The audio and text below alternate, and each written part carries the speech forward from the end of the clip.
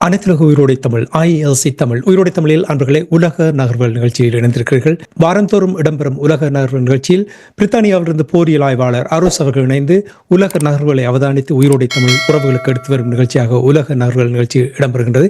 இங்கே கலையத்தில் அருஸ் அவர்கள் இணைந்திருக்கின்றார். வணக்கம் அருஸ் அவர்களே. வணக்கம் அனைத்துலக உயிரோடு தமிழ் உறவுகளுக்கு அன்பு வணக்கம். உங்களுக்கும் வணக்கத்தை தெரிவித்துக் கொண்டு தொடர்ந்து உலக நகர்வுகள் நிகழ்ச்சியில் நாங்கள் இன்று கனடாவில் ஏற்பட்டிருக்கின்ற அரசியல் மாற்றம், அரசியல் நிலைமையை பார்ப்போம். குறிப்பாக உங்களுக்கு தெரியும், கனடாவுடைய பிரதமர் ஜஸ்டின் ட்ரூடர் அவர்கள் பதவி விலகி இருப்பதாக செய்திகள் வந்திருக்கின்றது. பதவி விலகியதற்கு காரணம் என்ன என்று உறவுகளுக்கு கூறுவீர்களா? என்னென்று சொன்னால் 2015 ஆண்டு அவர் பதவி ஏற்றிருந்தார். அதாவது லிபரல் கட்சியை சேர்ந்தவர். 2019 ஆண்டு 2021 ஆண்டு இடம்பெற்ற தேர்தல்களில் மிகவும் அமோகமான வெற்றியை அவர் பெற்றிருந்தார். ஆனால் 2015 ஆண்டு தான் மிகவும் அமோகமான வெற்றியை பெற்றிருந்தார். அதன் பின்னர் அவர் 2021 ஆண்டு என்னென்று சொன்னால் ஒரு கூட்டணியாகத்தான் ஆட்சியை அமைத்திருந்தார்கள்.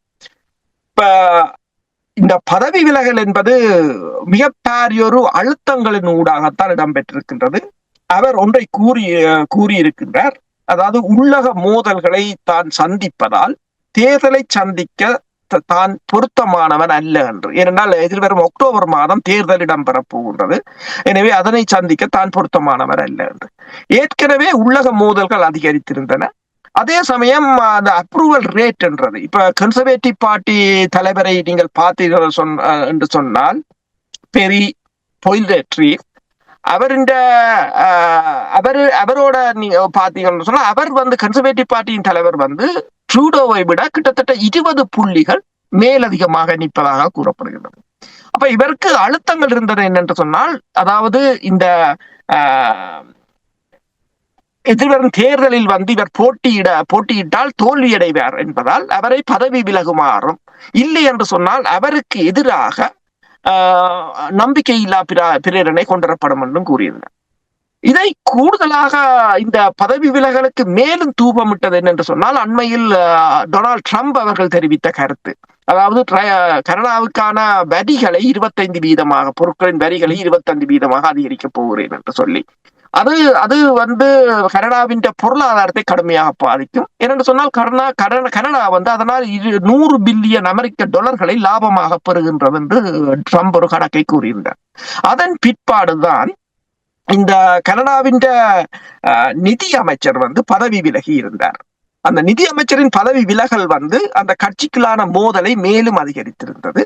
அது நிதியமைச்சர், அதாவது கிறிஸ்டினா ஃப்ரீலாண்ட் பதவி விலகியது பிற்பாடு, பதவி விலகுவதற்கு முன்னரே ட்ரூடோ அவர்கள் ட்ரம்ப், அதாவது அமெரிக்காவுக்கு பயணம் செய்து ட்ரம்பை சந்தித்திருந்தார். அப்ப இந்த தற்போதைய நிலையை தணிப்பதற்கு, அதாவது ட்ரம்ப் கனடாவை 51வது மாநிலமாக எடுப்பேன் என்று கூறியிருந்தார். அதன் பிற்பாடுதான் இந்த வரி, அதாவது வரி சலுகையை கனடா பெற வேண்டும் என்றால் கனடா அமெரிக்காவின் 51வது மாநிலமாக பெற வேண்டும் என்று கூறியிருந்தார். அதனை தணிப்பதற்காக ட்ரூடோ அவர்கள் அமெரிக்காவுக்கு சென்றிருந்தார். ட்ரம்பின் டின்னரில் கலந்து கொண்ட போது கூட ட்ரம்ப் அவர்கள் ஒரு நகைச்சுவையாக கவர்னர் என்றுதான் அவரை அழைத்திருந்ததாக கூறப்படுகின்றது. அப்ப அங்கு அவர் சென்றதும் மேலும் பேக்ஃபயர் ஆனதான் கூறப்படுகிறது. அவர்கள் அந்த நிலைமையை தணிக்க சென்றது, ஆனால் அந்த நிலைமை மேலும் மோசமடைந்ததாகத்தான் கூறப்படுகின்றது. அதன் பிற்பாடுதான் இந்த கிறிஸ்டினா ஃப்ரீலாண்ட் பதவி விலகி இருந்தார். அது மேலும் பிரச்சனையை அதிகரித்திருந்தது. இப்போது பதவி விலகி இருக்கின்றார் ட்ரூடோ. இது தொடர்பாக எதிர்கட்சி தலைவர் என்ன கூறுகிறார் என்று சொன்னால், ஹவுசிங் பிரச்சனை. உதாரணமாக அவர் ஒன்றை கூறுகிறார், டொரண்டோவில் வீடுகள் சிகாகோவுடன் ஒப்பிடும் போது 50% அதிகமானவை, ரெண்டுகளோ அல்லது வீடுகளின் வாடகை. ஆனால் சிக்காகோவில் இருக்கின்ற வேலையாளர்கள் டொரண்டோவில் இருக்கிற வேலையாளர்களை விட 50% கூடுதலாக உழைக்கிறார்கள். ஆனால் இங்கு 50% கூடுதலாக இருக்கின்றது. அதே போலதான் அவருடைய கூறுவார் வான்கூவரில் வீடுகளின் வாடகை 70% கூடவாக இருக்கின்றது. ஆனால் அதே சமயம் சியாட்டில் பகுதியில் 70% வான்கூவரோடு ஒப்பிடும் போது குறைவாக இருக்கின்றது. ஆனால் சியாட்டில் பகுதியில் இருக்கிறவர்கள் பெருமளவு வான்கூவரில் இருப்ப தொழிலாளர்களை விட அதிகம் சம்பாதிக்கிறார்கள் என்று கூறுகிறார். இன்னொன்றை கூறுகிறார் என்றால், அதாவது கடந்த 3 வருடங்களாக கனடா $600 பில்லியன் பிரிண்ட் பண்ணி இருக்கிறது என்று கூறியிருக்கிறார். அது மட்டுமல்லாது 80% இளைஞர்கள் வீடுகளை வாங்க முடியாத நிலையில் அஃபோர்ட் பண்ண இயலாம இருக்கிறார்கள் என்றும் கூறியிருக்கிறார்கள். 2 மில்லியன் கனேடிய மக்கள் ஃபுட் பேங்கை நம்பி இருக்க வேண்டிய நிலை இருப்பதாக கூறுகிறார். அதாவது பணவீக்கம், பொருளாதார நெருக்கடி தான் இது ஒரு முக்கிய காரணமாக பார்க்கப்படுகிறது. இதுதான் நாங்கள் அடிக்கடி பேசிக்கொண்டு வந்தோம். உலக பொருளாதாரம் தாக்கத்தை ஏற்படுத்துகிற இந்த போர்னால் ஏற்படுகின்ற அந்த தாக்கம் தான் அந்த நாடுகளில் கொண்டு வரும். பிரித்தானியாலும் கூட அவ்வாறான ஒரு நிலைமை தானே கடந்த ஆண்டு இருந்தது. இந்த ஆண்டும் தொடர்வதற்கான வாய்ப்புகள் இருக்கின்றது. எரிவாயுவினுடைய விலை அதிகரிக்குமாக இருந்தால் அவ்வாறான ஒரு நிலைமை ஏற்படும் என்று. இனி உங்களுக்கு தெரியும், முன்னாள் வங்கி ஆளுநர், கனடாவுடைய வங்கி ஆளுநர், இங்கிலாந்தினுடைய வங்கி ஆளுநராக திகழ்ந்த மாக்கானி அவர்கள் தான் பிரதமருக்கான இந்த போட்டி, தலைவருக்கான இந்த போட்டியில் பங்கெடுப்பதற்கு சிந்திப்பதாக கூறுகின்றார். நிச்சயமாக அவர் ஒரு உலக பரப்பில் பெருசாக தெரிந்த ஒரு முகமாக பார்க்கப்படுகின்றது. மாக்கானி அவர்களுக்கு எவ்வளவு வாய்ப்பு இருக்கிறது? இப்ப அதைத்தான் கூறியிருக்கிறார்கள். கிட்டத்தட்ட அங்கு 4 பேருக்கு தான் வாய்ப்பு இருப்பதாக கூறப்படுகின்றது. இரண்டால் இப்போது பிரதமர் பதவி விலகிய பிற்பாடும் ஒரு ஹேர் டேக்கராக இருக்கிறார், இன்னொரு புதிய பிரதமர் வரும் வரையிலும். அப்ப அதில் முதலாவதாக, அதாவது 4 பேரின் பெயர்கள் பரிந்துரை செய்யப்பட்டிருக்கிறது. நீங்கள் சொன்னதும் சரி. என்று சொன்னால் பேங்க் ஆஃப் இங்கிலாந்தின் பாஸா இருந்த மாக்கானி அவர்களின் ஒரு பெயராக இருக்கின்றது. அடுத்ததாக பதவி விலகிய நிதி அமைச்சரும் பிரதி பிரதமராக இருந்த கிறிஸ்டினா ஃப்ரீலாண்ட் என்ற பெயர் பரிந்துரை செய்யப்பட்டிருக்கின்றது. அதன் பிற்பாடு நிதியமைச்சராக இருந்த டொமினிக் லீபலக் என்ற பெயரும் பரிந்துரை செய்யப்பட்டிருக்கின்றது.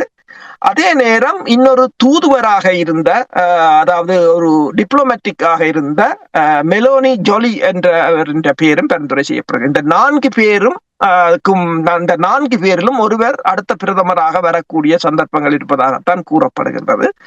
ஆனால் மாகாணின் நியமனம் எவ்வளவு சாத்தியமோ தெரியாது. ஆனால் பிரச்சனை என்னவென்று சொன்னால், ஒரு பொருளாதாரத்தினால் வீழ்ச்சி அடைந்திருக்கிற நாட்டை தூக்க வேண்டும் என்று சொன்னால் பொருளாதாரத்தில் நிபுணத்துவம் பெற்றவர்களை கொண்டு வருவதுதான் முக்கியமானது ஒன்று. இப்ப அமெரிக்காவிலும் உங்களுக்கு தெரியும், பைடனை தூக்கிவிட்டு பிசினஸ் மேனை தான் கொண்டு வந்திருக்கிறார்கள், ட்ரம்பை கொண்டு வந்திருக்கிறார்கள். ஆனால் இந்த கனடா பிரதமர் பதவி விலகல் தொடர்பாக ட்ரம்ப் தனது ட்விட்டர் தளத்தில் ஒன்றை கூறியிருக்கின்றார். அதாவது பொருளாதார அழுத்தத்தை அறிந்துதான் அவர் பதவி விலகி இருப்பதாகவும், எனவே இனி அந்த கனடா 51 மாநிலமாக தங்களுடன் இணையலாம் என்று சொல்லியும், அவ்வாறு இணைந்தால் வரிகளை கட்ட தேவையில்லை என்றும் சொல்லியும், சீன ரஷ்ய கப்பல்களின் அச்சுறுத்தல்களில் இருந்தும் பாதுகாக்கலாம் தங்களை என்று சொல்லியும் கூறியிருக்கின்றார். அதே நேரம் கனடா ஒரு நாடாக இயங்குவதற்கு அமெரிக்கா தியாகம் செய்ய முடியாது என்றும் கூறியிருக்கின்றார். இப்ப ட்ரம்பை பொறுத்தவரையில் தன் நிலையில் இருந்து கீழிறங்கவில்லை என்பதுதான் தெளிவாக தெரிகின்றது. இதே நேரத்தில் உங்களுக்கு தெரியும், ஜஸ்டின் ட்ரூடோ அவர்களுக்கும் இந்தியாவுக்கும் இடையிலான உறவு நிலை ஒரு பெரிய ஒரு பாதிப்படைந்திருந்ததை நாங்கள் பேசியிருக்கின்றோம், அவதானித்திருக்கின்றோம். நரேந்திர மோடி அவர்கள் கூட இது தொடர்பாக, அல்லாத அங்கு உள்ள தலைமை அரசியல்வாதிகள் கூட இது தொடர்பாக கருத்துக்களை கூறியிருக்கிறார்கள். அதாவது ஒரு நல்ல ஒரு மாற்றமாகத்தான் அவர்கள் பார்ப்பதாக கூறியிருக்கிறார்கள். இது தொடர்பாக நீங்கள்? உண்மையில் கனடா நல்லொரு மாற்றம் என்று சொல்லும் போது, சீக்கிய மக்களின் பங்களிப்பு கனடா அரசியலில் மிக மிக அதிகமாக இருக்கின்றது. அது ஒரு லொபியிங் என்று இந்தியா கருதுகின்றது. ஆனால் இது எவ்வளவு தூரத்துக்கு இந்தியாவுக்கு அனுகூலமானது என்று இப்போது கூற முடியாது. ஏனென்றால் எதிர்வரும் கட்சிகளும் கூட இந்த சீக்கிய மக்களின் வாக்குகளில் தங்கி இருக்க வேண்டிய நிலை இருக்கும். அது மட்டுமல்லாது கனடா ஜஸ்டின் ட்ரூடோவை பொறுத்தவரையில் அவர் கூறிய ஒரு விடயம் என்று சொன்னால், கனடாவின் இறமைக்கு பாதுகாப்பு என்றுதான் கூறியிருந்தார். அதாவது கனேடிய மண்ணில் வைத்து கனேடிய பிரஜை ஒருவரை கொலை செய்வது என்பது கனடா என்ற ஒரு நாட்டின் இறமை பிரச்சனையாகத்தான் முன் கொண்டு வந்திருந்தார். அப்ப அதை எவ்வளவு தூரத்துக்கு இந்த அடுத்த அரசு அதை அது தொடர்பாக நடவடிக்கை எடுக்க போகிறது என்பதுதான் மிக முக்கியம். ஏனென்றால் இது கனடாவின் இறமை சம்பந்தப்பட்ட பிரச்சனை. அடுத்ததாக வெளிவார கொள்கை சம்பந்தமான பிரச்சனை. கனடாவின் வெளிவார கொள்கைகளை பொறுத்தவரையில் அமெரிக்காவின் கொள்கைகளுக்கு எதிரானதாக கனடாவின் கொள்கைகள் ஒருபோதும் இருக்காது என்பதால். ஆனால் இப்ப ஜஸ்டின் ட்ரூடோவை இந்தியா ஒரு எதிரியாகத்தான் பார்த்தது. இந்தியாவுக்கு மட்டுமல்ல, இலங்கை தமிழர்களுக்கும் அவர் ஆதரவாக இருந்ததும் இந்தியாவுக்கு சினத்தை ஊட்டியதாகத்தான் இருந்தது. எனவேதான் கனடா பிரதமரை பல தடவைகளில் இந்தியா தண்டித்திருந்தது. அவரை இந்தியாவுக்கு வரும்போது கூட அவருக்கான அந்தஸ்தை கொடுக்கவில்லை. அதே போல அவர் G20 மாநாட்டுக்கு வந்த பிற்பாடு அவர் இந்த விமானம் புறப்படுவதற்கு கூட பல தாமதங்களை ஏற்படுத்தி இருந்தது என்று சொல்லி பல சம்பவங்கள்.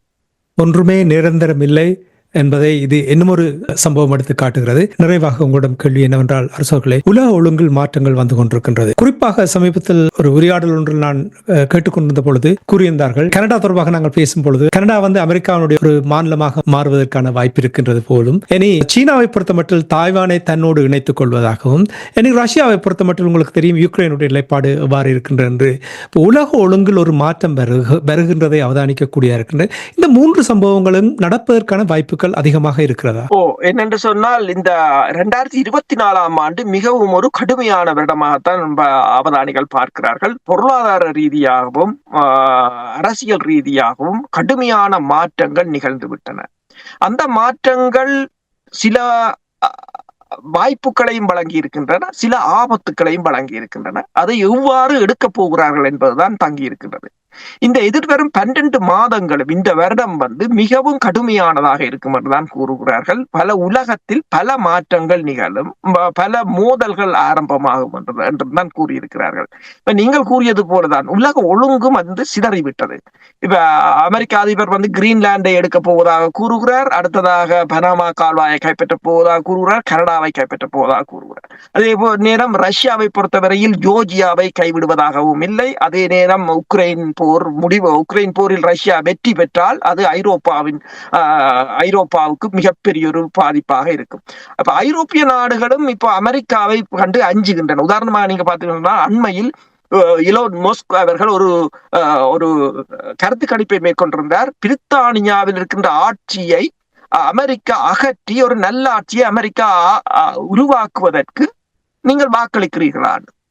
10 மணித்தியாலத்தில் 1.4 மில்லியன் மக்கள் வாக்களித்திருக்கிறார்கள். அதில் 60% மக்கள் ஸ்டாமரை தூக்கி எறிய வேண்டும் என்று கூறியிருக்கிறார்கள். அது மிகப்பெரிய ஒரு அதிர்ச்சியை பிரித்தானிய அரசு கூறியிருக்கிறது. அமெரிக்கா இவ்வாறு எல்லா நாடுகளையும் தன் வசம் கொண்டு வர போகிறதோ? இனி இப்ப எலோன் மஸ்கும் ட்ரம்பும் தான் ஐரோப்பிய எல்லா நாடுகளையும் தங்கள் கைக்கு கொண்டு வர வேண்டிய கைக்கு ஒரு கொலனியாக மாற்றப் போகிறார்களா என்ற ஒரு நிலைமை ஏற்பட்டிருக்கின்றது. அதே போல இப்ப ஜெர்மனின் தேர்தலிலும் இலோன் மஸ்க் அவர்கள் கடுமையாக இன்டர்ஃபியர் பண்ணுவதாகவும் அதை மக்ரோன் அவர்கள் கூறியிருக்கிறார். இலோன் மஸ்க் அவர்கள் ஐரோப்பிய ஒன்றிய நாடுகளின் தேர்தல்களில் அவர் கடுமையான தலையீடுகளை மேற்கொள்கிறார்கள். இப்ப என்ன பிரச்சனை என்று சொன்னால், ஐரோப்பிய ஒன்றிய நாடுகள் தங்களுக்கான தனியான வெளிவார கொள்கை, தங்களுக்கான பாதுகாப்பு, தங்களுக்கான பொருளாதாரத்தை கட்டியமைக்க தவறியதும் அமெரிக்காவை சார்ந்து நின்றதும் இன்றைய நெருக்கடிக்கான ஒரு காலகட்டமாக இருக்கின்றது. இது இப்ப இவர்களுக்கு இந்த மோதல் தாய்வானை சீனாவை பொறுத்தவரை சீனாவுக்கு மிகவும் ஒரு அனுகூலமான இவ்வாறான ஒரு நிலைமை ட்ரம்ப் கொண்டு போகும்போது சீனா தாய்வானை இணைப்பதற்கும் இணைத்தாலும் ஆச்சரியப்படுவதற்கு இல்லை. இப்போது பொலிட்டிகோ நாளேடு ஒன்றை கூறியிருக்கின்றது, தாய்வான் அதாவது அமெரிக்கா சீனாவுடன் ஒரு நல்லுறவுகளை ஏற்படுத்தக்கூடிய சந்தர்ப்பங்கள் இருப்பதாகத்தான் கூறுகின்றன. அதான் உலகத்தில் ஒன்றுமே நிரந்தரம் இல்லை என்று கூறுவார்கள். ஒரு உலகம் ஒரு நாடாக மாறப்போகிறதோ தெரியவில்லை. நீங்கள் கூறுவதை பார்க்கும் பொழுது, எல்லா சம்பவங்களையும் ஒப்பிட்டு பார்க்கும் பொழுது நிச்சயமாக உலக ஒழுங்கில் ஒரு மாற்றம் வந்து கொண்டிருக்கின்றது. மெதுவாக அந்த மாற்றம் இந்த போரினூடாக மிக விரைவாக மாறுவதற்கான சாத்தியங்கள் காணப்படுவதாக தெரிகின்றது. இனி டொனால்ட் ட்ரம்ப் அவர்கள் பதவியேற்றால் அதனால் என்ன விளைவுகள் வரப்போன்றதோ நாங்கள் பொறுத்திருந்தான் பார்க்க வேண்டும். நிச்சயமாக அவர் போரை விரும்பாத ஒருவர். ஆனால் இஸ்ரேல் பலஸ்தீனியன் போர் தொடர்பாக அவருடைய நிலைப்பாடு நிச்சயமாக வித்தியாசமாக இருக்கும். அதை எவ்வாறு கையாளுவார் என்றதையும் நாங்கள் பொறுத்திருந்து பார்ப்போம்.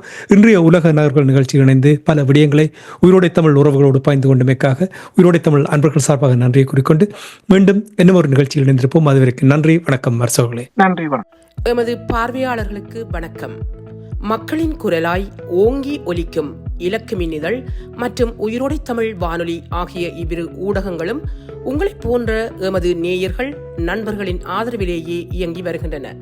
மிக குறைந்த வளங்களுடன் பல இடர்கள் மற்றும் தடைகளை தாண்டி பயணிக்கும் எமது ஊடகங்களின் பணிகள் மேலும் வளர உங்களால் முடிந்த நிதியுதவியை வழங்கி இன்னும் காத்திரமான செயற்பாடுகளை முன்னெடுக்க உதவுமாறு மிகவும் பணிவன்புடன் வேண்டி நிற்கின்றோம்.